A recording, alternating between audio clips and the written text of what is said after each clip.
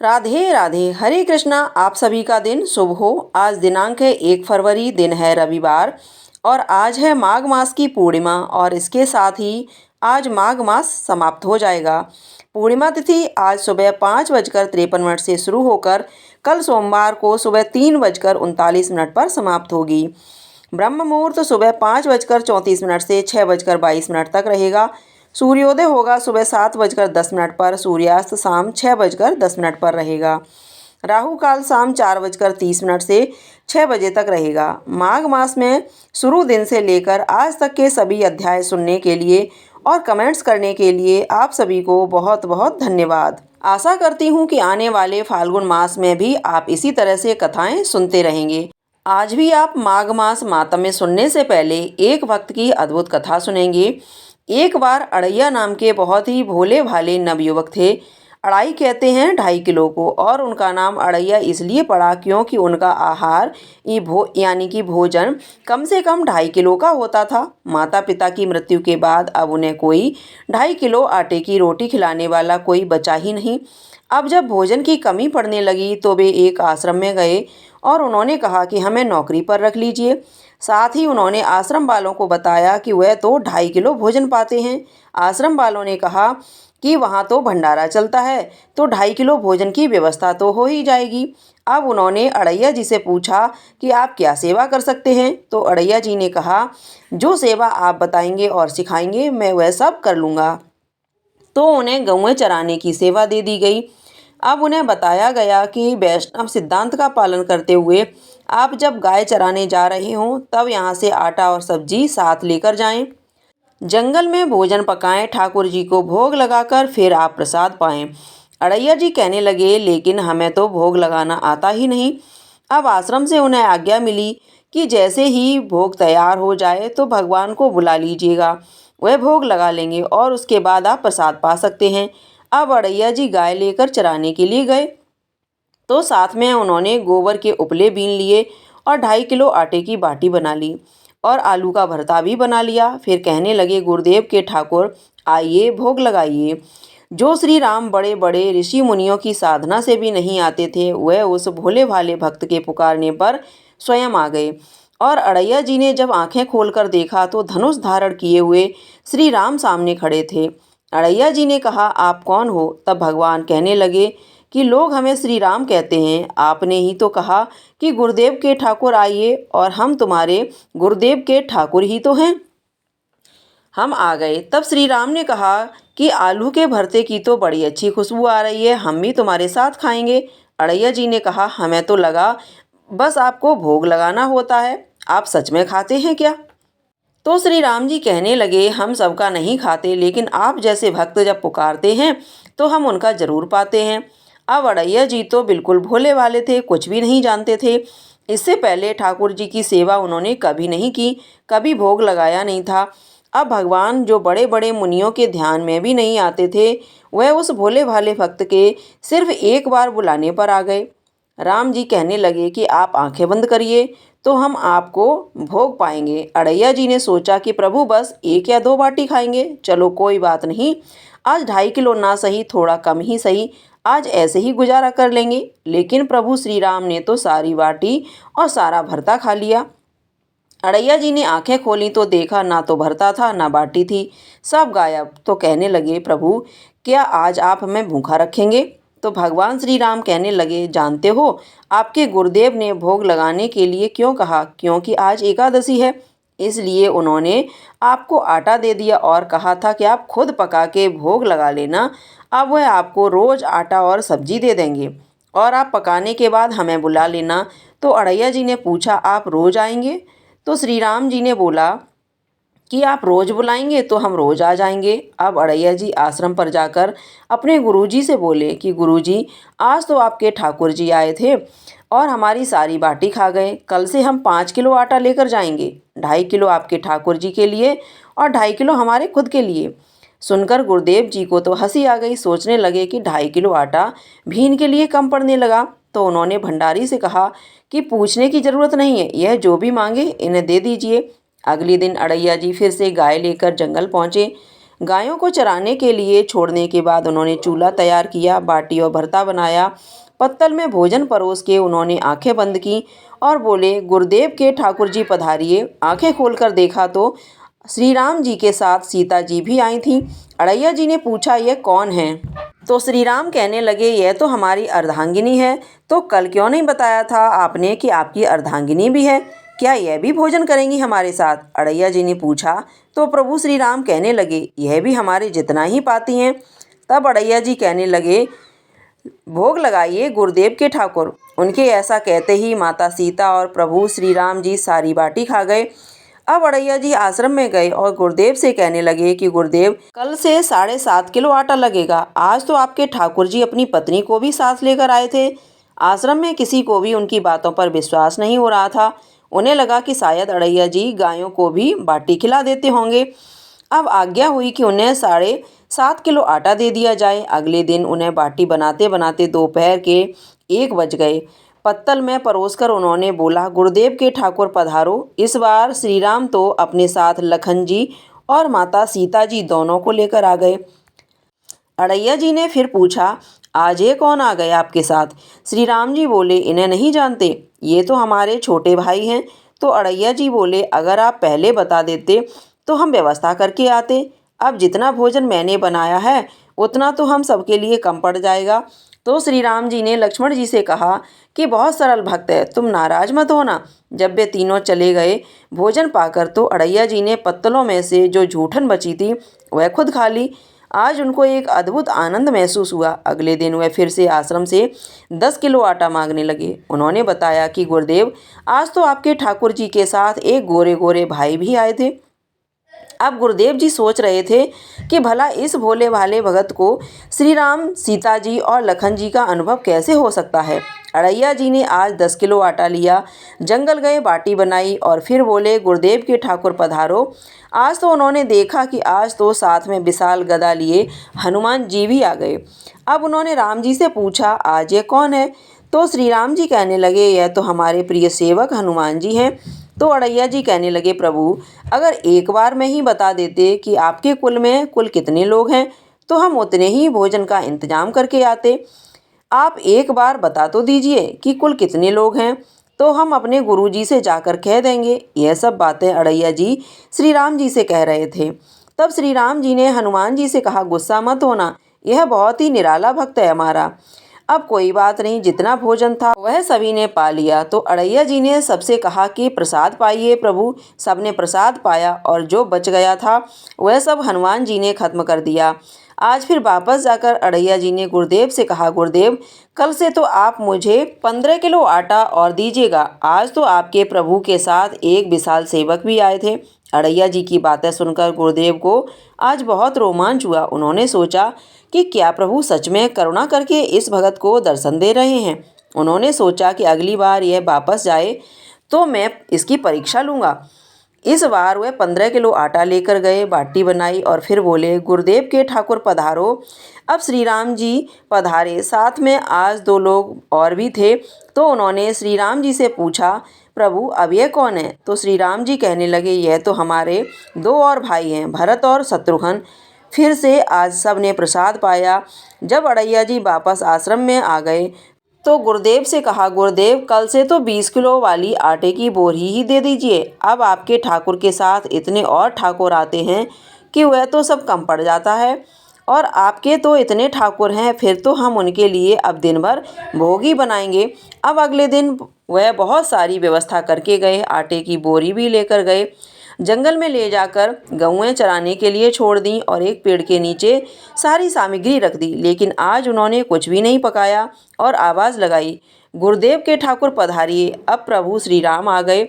आए तो कहने लगे, आज तो कुछ भी खुशबू नहीं आ रही है, क्यों, कुछ बनाया नहीं क्या? तो अड़ैया जी बोले, प्रभु, आपके साथ तो आपकी पत्नी है, सेवक हैं। इतने दिन से आप हमारे हाथ का प्रसाद पा रहे हैं, आज हम आपके हाथ का प्रसाद पाना चाहते हैं। अब तो प्रभु ने सीता जी की तरफ देखा। यह तो बहुत अलबेला भक्त है। सीता जी अनंत सामर्थ्यशाली हैं और सभी शक्तियों की स्वामिनी हैं। अड़ैया जी ने प्रभु से कहा, प्रभु, हमने न लकड़ी और ना ही उपला इकट्ठा किया है। आपकी यह जो सेवक हैं इनसे कहिए यह भी तो कुछ करें। तो श्री राम जी ने हनुमान जी से उपला और लकड़ियाँ इकट्ठा करने को कहा, लक्ष्मण जी को चूल्हा जलाने को कहा और मैया सीता जी भोजन पका रही थीं। तब उन्होंने प्रभु से कहा कि आप भोजन बनाइए, तब तक हम गायों को इकट्ठा करके आते हैं। अब वह भागकर आश्रम में गए और गुरुदेव से बोले कि गुरुदेव, आज तो हमने आपके ठाकुर के पूरे परिवार को फंसा लिया है। आज तो सारे ठाकुर मिलकर रोटी और बाटी बना रहे हैं। गुरुदेव चलिए, जल्दी चलिए। गुरुदेव, आपको शंका होती थी ना, आज आप उनके हाथ से बना भोजन ग्रहण कीजिए। अब गुरुदेव ने सोचा, यह तो पागल आदमी है। राम जी जो बड़े बड़े योगियों के ध्यान में भी नहीं आते, वह भला कैसे गंवार आदमी जिसको कोई नाम तक जपना नहीं आता था, कोई ग्रंथ पढ़ना नहीं आता, उसके भला सामने कैसे आ सकते हैं। लेकिन उन्होंने सोचा कि भगवान की दयालुता पर तो संशय नहीं करना चाहिए, चलकर देख लेते हैं सच्चाई क्या है। गुरुदेव निरंतर भजन परायण थे, तो प्रभु के दर्शन के अधिकारी तो थे ही। अब जब वे वहाँ पहुँचे तो वहाँ तो पूरा का पूरा राम दरबार उपस्थित था। अब उन्होंने प्रभु के चरणों में साष्टांग प्रणाम किया और कहने लगे, प्रभु, यह आपकी लीला समझ में नहीं आई। तब भगवान ने कहा कि देखो, जो ज्ञानी भक्त हैं, मैं अत्यंत तर्क के द्वारा भी उनकी पकड़ में नहीं आता। जो विद्वान हैं, उनकी विद्वता मुझे नहीं छू सकती। लेकिन जो दीन हैं, जो भोले हैं, उनके सामने मैं अपनी दिव्यता और महानता को भूल जाता हूँ। देखो, तुम्हारे इस भक्त की आज्ञा पर हमारा पूरा परिवार इनकी सेवा में लगा हुआ है। ऐसा कहकर प्रभु श्री राम गुरुदेव जी और उनके भक्त अड़ैया जी को दर्शन देकर कृतार्थ कर अपने परिवार सहित वहीं अंतर्ध्यान हो गए। तो अड़ैया जी में कोई नाम जप या कोई पूजा पाठ की दिनचर्या तो नहीं थी, लेकिन उन्होंने अपने गुरुदेव की हर आज्ञा का पालन किया। गुरुदेव जी ने उनको जैसी शिक्षा दी, उनका पालन उन्होंने सही से किया, तभी तो उन्हें इतनी आसानी से प्रभु मिल गए। तो हमें गुरु की आज्ञा का पालन तो अवश्य करना चाहिए और हम सबके जीवन में कोई न कोई गुरु तो अवश्य होने चाहिए। यह थी आज की कथा। प्रेम से बोलिए सियापति श्री रामचंद्र की जय। अब सुनिए आज का अध्याय। इससे पहले की कथा में आपने यह सुना था कि किस प्रकार सूर्य उदय होने से रोक दिया था, क्योंकि अनजाने में दीर्घ काल को हिला दिया था जिस पर मांडव मुनि बैठे हुए थे। उस सूल के हिलने से मांडवी मुनि को बहुत पीड़ा हुई। तब उन्होंने दीर्घ का साप दे डाला कि अगली सुबह होने से पहले ही उनकी पति की मृत्यु हो जाएगी। तब पतिव्रता दीर्घ सूर्यदेव की उदय होने से रोक लिया। तब सभी देवताओं ने दीर्घ से प्रार्थना की कि हे सूर्य, उदय होने दे। इसके बाद दीर्घ काल तक कहीं जाकर सूर्यदेव बहुत वेग से उदित हुए, जिसके बाद से वह सभी साप भी सत्य हो गए और दीर्घ काल ब्राह्मण पति को भी साप से मुक्ति मिल गई और उसे पुनर्जीवन मिल गया था। जब देवताओं ने मांडवी मुनि को सूली से उतार कर कहा कि मुनि, आपने जो शाप दिया था वह आपका वचन सत्य किया गया। सूर्य की किरणों के स्पर्श से वह कोढ़ी ब्राह्मण मर गया। इसके बाद पुनः हमने इस स्त्री के साथ उसे तरुण जीवन प्रदान किया है। अतः अब आप अपने आश्रम को पधारिए और हमें वर मांगिए।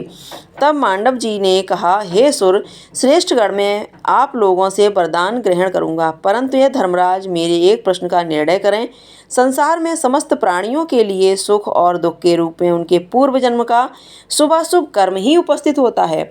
अर्थात हम अपने इस जन्म में जो भी सुख या दुख भोगते हैं वो सब हमारे पूर्व जन्म के कर्मों का ही फल होता है। यह सर्वथा सत्य सिद्धांत है। मैंने इस लोक या परलोक में कौन सा पाप किया है जिससे मुझे ऐसी वेदना प्राप्त हुई, ऐसा दुख मिला और किसी भी प्रकार मेरी मृत्यु नहीं हुई। तब धर्मराज जी ने कहा, हे ब्राह्मण, तुमने दूसरे शरीर में बचपन के समय तीखे सूल के आगे के भाग से पृथ्वी के एक जीव को बींध डाला था। यही एक पाप तुमसे हुआ। इसके सिवा दूसरा कोई थोड़ा सा भी पाप नहीं दिखाई देता, इसलिए तुम्हें इस दशा में डाला गया। अर्थात इस जन्म में तुम्हें भी सूल की नोक पर बिठाया गया था। श्री सूत जी कहते हैं, धर्मराज की यह बात सुनकर मांडव मुनि को बड़ा रोष हुआ। तब मांडव जी ने अपने सामने खड़े हुए धर्मराज जी से कहा, धर्म, तुमने मेरे थोड़े से अपराध के लिए इतना महान दंड दिया है, इसलिए तुम भी मेरा शाप ग्रहण करो। तुम मानव शरीर पाकर शूद्र योनि में स्थित होकर जाति संहार जनित महान दुख का उपभोग करोगे। और आज से मैंने समस्त देहधारियों के लिए यह व्यवस्था कर दी कि 8 वर्ष से ऊपर का मनुष्य ही अपनी निंदनीय कर्म के कारण दंड का भागी होगा। अर्थात बचपन में किए गए किसी भी अपराध का दंड उसे अगले जन्म में प्राप्त नहीं होगा। ऐसा कहकर मांडव मुनि शूली की पीड़ा से मुक्त होकर अभीष्ट दिशा की ओर चल दिए। उन्हें जाते हुए देखकर सभी देवताओं ने कहा, भगवान धर्मराज तो केवल न्याय करते हैं, इसलिए आप उन्हें शाप के द्वारा शुद्ध मत बनाइए, आप इनके ऊपर कृपा कीजिए। मांडवी जी ने कहा, मैंने जो बात कह दी वह कभी झूठ नहीं हो सकती। निश्चय ही धर्मराज शूद्र योनि में पड़ेंगे, फिर भी शूद्र योनि में रहते हुए भी इन्हें उत्तम ज्ञान की प्राप्ति होगी और यह पुनः परम उत्तम धर्मराज पद को प्राप्त कर लेंगे।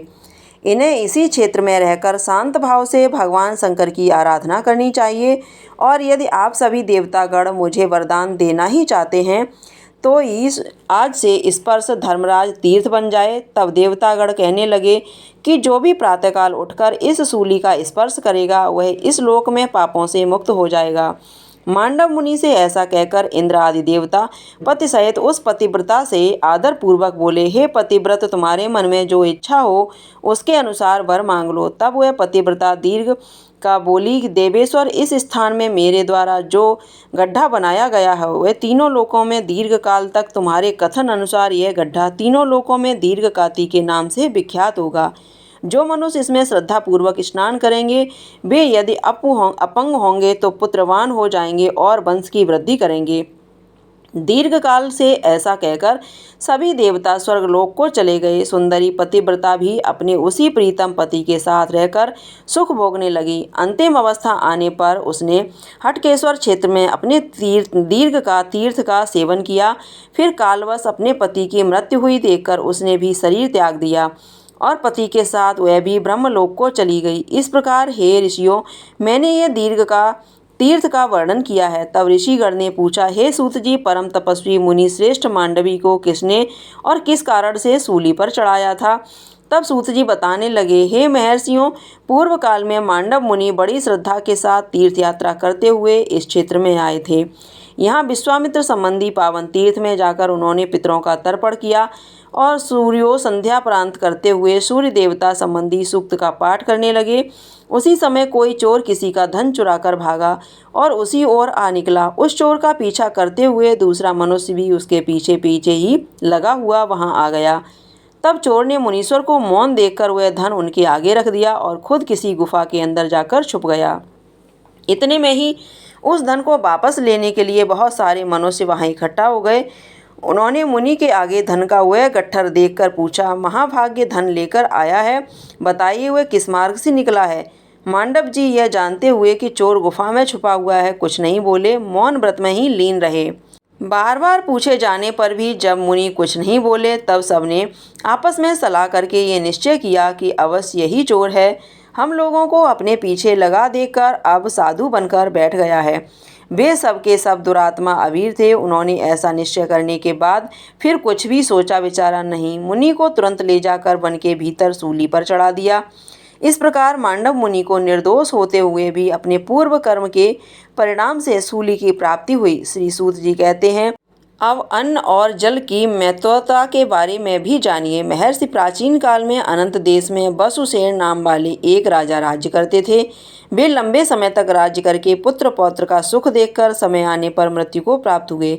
उसके बाद मंत्रियों ने उनके पुत्र सत्यसेन को राजपद पर अभिषिक्त कर दिया। सत्यसेन शौर्य तथा उदारता से संपन्न थे। राजा वसुसेन ने जीवन काल में बहुत से दान किए थे। उस दान के ही प्रभाव से वे दिव्य वस्त्रधारी और दिव्य रत्नों से विभूषित होकर श्रेष्ठ विमान पर बैठकर स्वर्गलोक को गए। पर वहां जाने पर भी वे भूख की पीड़ा से घिरे रहे। उनका मन प्यास के कारण दुख से व्याकुल रहता था, उनका मुंह सूख जाता था। उन्होंने इंद्र के निकट जाकर कहा, हे सुरश्रेष्ठ, मुझे भूख प्यास बड़ा कष्ट दे रही है, इसका क्या कारण है बतलाइए। हे सचीपते, भूख से अत्यंत पीड़ित रहने वाले पुरुष को इन दिव्य आभूषणों, वस्त्रों और विमान आदि से क्या सुख मिलता है? तब देवराज कहने लगे, राजन, तुमने असंख्य दान दिए हैं परंतु कभी किसी को अन्न अथवा जल नहीं दिया है। इस कारण तुम स्वर्ग में भूखे प्यासे रहते हो। जो इस लोक और परलोक में सनातन तृप्ति की इच्छा रखता हो उसे सदा दक्षिणा सहित अन्न और जल का दान देना चाहिए। अन्न और जल का दान न करने के कारण ही तुम स्वर्ग में दिव्य आभूषणों से विभूषित और श्रेष्ठ विमान पर सवार होकर भी भूख से पीड़ित हो। तब राजा कहने लगे, देवराज, क्या कोई ऐसा उपाय है जिससे यह मेरी तीव्र दशा शुद्ध विपाशा अर्थात मेरी भूख प्यास शांत हो सके। देवराज बोले, उपाय तो है। अगर तुम्हारा कोई पुत्र सदा ब्राह्मणों के लिए अन्न और जल दे तो तुम्हें तृप्ति प्राप्त हो सकती है, परंतु तुम्हारा पुत्र भी तुम्हारे लिए संकल्प करके ब्राह्मणों को अन्न और जल नहीं देता है। देवराज इंद्र और राजा वसु में यह बात हो रही थी कि वहाँ ब्रह्मलोक से देवर्षि नारद आ पहुँचे। तब देवराज ने नारद जी को विधि पूर्वक अर्घ प्रदान करके आदर के साथ कहा, हे मुनिवर, आप कहाँ से आए हैं और कहाँ जाने के लिए प्रस्तुत हुए हैं। तब नारद जी कहने लगे, नारायण नारायण देवराज, मैं ब्रह्मलोक से आया हूँ और तीर्थ यात्रा के लिए भूतल पर जा रहा हूँ। तब राजा बोले, मुनि श्रेष्ठ, मुझ दीन पर भी कृपा कीजिए। पृथ्वी पर मेरा पुत्र सत्यसेन अनंत देश का स्वामी है, उससे कहिए कि मैंने तुम्हारे पिता को इंद्र के लोक में देखा है। उनका शरीर भूख प्यास से पीड़ित है और देवताओं में रहकर भी उनका मन अत्यंत दीन और दुखी है। इसलिए यदि तुम मेरे पुत्र हो और सत्य की रक्षा करते हो तो प्रतिदिन ब्राह्मणों को मिष्ठान, धान और जल दान करते रहो। फिर तथास्तु कहकर मुनि श्रेष्ठ नारद जी ने राजा का संदेश सुनाने की प्रतिज्ञा की और देवराज इंद्र से विदा लेकर वे पृथ्वी लोक की ओर चल पड़े। वहां क्रमशः अनेक तीर्थों में भ्रमण करते हुए अनर्थ देश में पहुंच गए। सत्यसेन से मिले। राजा सत्यसेन ने नारद जी का पूजन किया, जिसके बाद मुनि ने एकांत में आदरपूर्वक उनको पिता का संदेश सुनाया। यह बात सुनकर सत्यसेन ने विधिपूर्वक नारद जी की पूजा करके उन्हें विदा किया और पिता के उद्देश्य से प्रतिदिन सहस्त्र ब्राह्मणों को भक्तिपूर्वक मिष्ठान भोजन कराया। धर्म संबंधी अन्य सभी कार्यों को छोड़कर ग्रीष्म काल में विशेष रूप से प्याऊ चलाने की व्यवस्था की। इस प्रकार अन्न और जल के दान में लगे हुए राजा सत्यसेन के राज्य में भयंकर अनावृष्टि हुई, यानी कि बिल्कुल भी वर्षा नहीं हुई और सूखा पड़ गया, जिसके कारण अन्न और खेती नष्ट होने लगी। तब देवराज इंद्र ने 12 वर्ष तक पृथ्वी पर जल नहीं बरसाया, जिससे सभी लोग भूख प्यास के कष्ट से व्याकुल हो गए। उस समय राजा सत्यसेन पहले की तरह ब्राह्मणों को अन्नदान नहीं कर सके। तब उनके पिता स्वप्न में दर्शन देकर बोले, तुम पुत्र के रहते हुए मैं स्वर्ग में स्थिर होकर भी भूख प्यास से व्याकुल हूँ। अतः हे पुत्र, तुम अन्न दो, मिष्ठान और जल का दान करो। यह स्वप्न देखने से राजा को बड़ा दुख हुआ। अन्न के अभाव के संबंध में उन्होंने मंत्रियों के साथ बैठकर सलाह की और कहा कि मैं अनाज के लिए भगवान शंकर की आराधना करूंगा, तब तक आप इस राज्य की सदा रक्षा करते रहें। फिर उन्होंने हटकेश्वर क्षेत्र में जाकर भगवान शंकर की स्नान आदि नियम से पूजन करते हुए उनकी भली भांति आराधना करने लगे। 1 वर्ष पूरा होने पर भगवान शिव संतुष्ट हुए और राजा से इस प्रकार बोले कि भक्त, तुम इच्छा अनुसार वर मांगो। तब राजा ने कहा, हे देव देवेश्वर, मैंने अन्न की प्राप्ति के लिए ही आपकी आराधना की है, इसलिए आप मुझे शीघ्र ही असंख्य अन्न प्रदान कीजिए। पृथ्वी पर वर्षा हो जिससे अनाज उत्पन्न हो और जल भी प्रचुर मात्रा में मिल सके। स्वर्ग में रहने वाले मेरे महापिता को भी आपकी कृपा से तृप्ति प्राप्त हो। तब भगवान शंकर बोले, राजन, समस्त पृथ्वी पर शीघ्र ही वर्षा होगी और पृथ्वी पर सभी प्रकार के अन्न भी होंगे, इसलिए इस समय तुम अपने घर को जाओ। राजन, तुमने यहाँ जो मेरे लिंग की प्रतिष्ठा की है, उसका जो भी मनुष्य प्रातःकाल उठकर दर्शन करेगा उसे मनवांछित वस्तु की प्राप्ति होगी। ऐसा कहकर भगवान शिव अंतर्ध्यान हो गए। फिर राजा सत्यसेन बड़े हर्ष से अपने निवास स्थान पर आए और पृथ्वी का अंक राज्य करने लगे। श्री सूत जी कहते हैं, आज भी भयंकर कलिकाल प्राप्त होने पर जो मनुष्य प्रातःकाल उठकर भक्तिपूर्वक मिष्ठान से शिव का दर्शन करता है, यदि वह चाहे तो मिष्ठान की प्राप्ति होती है, और जो निष्काम भाव से उनका दर्शन करता है वह देवादिदेव शूलपाणी महादेव जी के लोक को प्राप्त हो जाता है। ऋषियों ने पूछा, हे सूत जी, अमृतत्व प्रदान करने वाले जो अमरेश्वर महा बताए गए हैं, उनकी स्थापना किसने की है और उनका क्या प्रभाव है? तब श्री सूत जी महाराज बोले, पूर्व काल में प्रजापति दक्ष की 2 कन्याएं दति और अदिति महात्मा कश्यप जी के साथ ब्याही गई थीं। अदिति से देवताओं की उत्पत्ति हुई और दति से दैत्यों की। उनमें बड़ा भारी वैर उपस्थित हुआ। दैत्यों ने देवताओं को पदभ्रष्ट कर दिया और वे सब संपूर्ण दिशाओं में इधर उधर भाग गए। तब देव माता अदिति भगवान शंकर के ध्यान में लीन होकर दिन रात तपस्या करने लगी। इस प्रकार व्रत में लीन हुई अदिति देवी के आगे धरती फोड़कर एक शिवलिंग प्रकट हुआ। इससे उन्हें बड़ी प्रसन्नता हुई और अनेक प्रकार के स्रोतों द्वारा उनकी स्तुति करके उन्होंने साष्टांग प्रणाम किया। इस समय आकाशवाणी हुई, हे कल्याणी, तुम मनवांछित वर मांगो। तब अदिति बोली, हे सुरश्रेष्ठ, मेरे पुत्र देवता युद्ध में दैत्यों द्वारा मारे जाते हैं, अतः आप उन्हें अमर बना दीजिए। युद्ध में दानवों के द्वारा उन्हें अधीन कर दीजिए, अर्थात कोई भी उन्हें मार न सके। तब श्री भगवान बोले, सुबह जो भी मेरे इस लिंग में विग्रह का स्पर्श करके युद्ध में जाएंगे, वे 1 वर्ष तक शत्रुओं के द्वारा अवध रहेंगे। दूसरे भी जो मनुष्य फाल्गुन की शिवरात्रि को एकाग्रचित होकर यहाँ जागरण करेंगे, वे भी 1 वर्ष तक निरोगी रहेंगे। जो इस शुभ देव स्थान में आएगा, उसे मृत्यु दूर से ही छोड़ देगी। यह सुनकर अदिति ने मरने से बचे हुए अपने पुत्रों को लाकर इस शिवलिंग का दर्शन कराया और उसके मातम्य का भी वर्णन किया। तब देवता उस शिवलिंग को प्रणाम करके प्रसन्न होकर अस्त्र शस्त्र लेकर दैत्यों पर चढ़ाए। देवताओं को सहसा युद्ध के लिए आया देखकर दैत्य भी गर्जना करते हुए उनके सामने गए। उस समय देवताओं का दानवों के साथ भयंकर युद्ध हुआ। उस संग्राम में अनेक प्रकार के तीक्ष्ण अस्त्र शस्त्रों द्वारा देवताओं ने असंख्य दैत्यों को यमलोक पहुंचाया।